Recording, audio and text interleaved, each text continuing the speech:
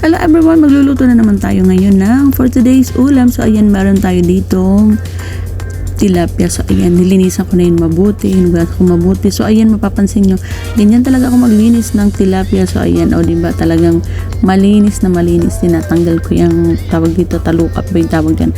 Basta ganyan ako maglinis ng tilapia. Kayo ba, ganyan din kayo maglinis? O diba, ganyan talaga dapat malinis na malinis. At syempre, hahaluan natin yan ng gulay. So yan, yung gulay na nabili ko, yung fresh na gulay.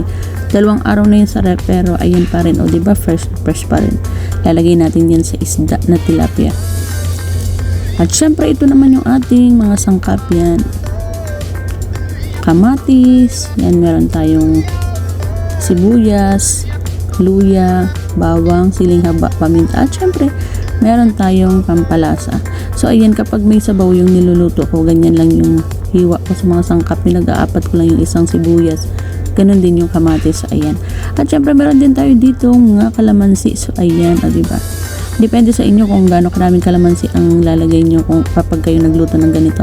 Ako kasi gusto ko marami kasi gusto ko maasim yung sabaw. At syempre, ayan, ipiprito ko muna yung tilapia. Ayan.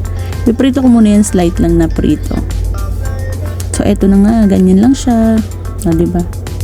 So ayan, yung 6 na piraso naging 4 na lang. Inulam na yung 2. Diba? Hindi na nakapag-antay sa sabaw. Pero okay lang yan kasi ako talaga mahilig ako sa may sabaw. So ito nga, nagpakulo na tayo ng tubig. So yan, antayin lang muna natin yung kumulo hanggang ayan, pag kumulo na, lagyan natin yung mga sangkap, lahat-lahat na, ayan, sabay-sabay na natin yan.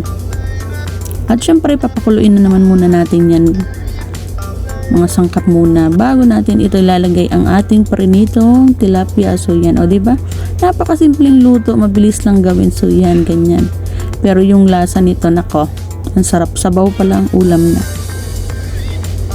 So ayan nga, at luto naman na yung ating isda, kaya lalagyan na natin yan ng kalamansi. So ayan, piniga ko na yung kalamansi, ilagay na natin.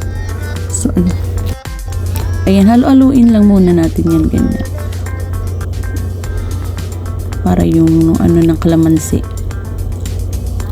Halu-haluin lang natin at konti pang pakulo.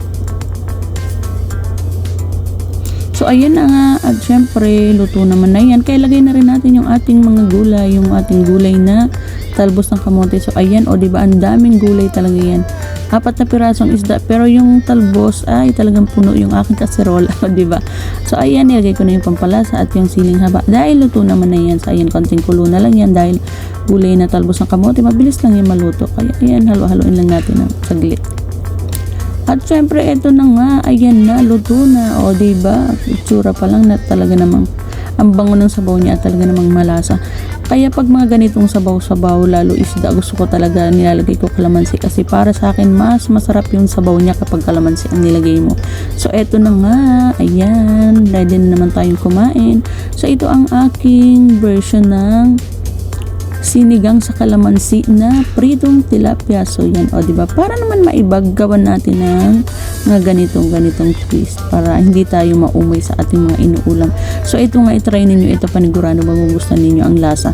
Sabaw pa lang talaga namang malinamnam na. Thank you so much for watching, everyone.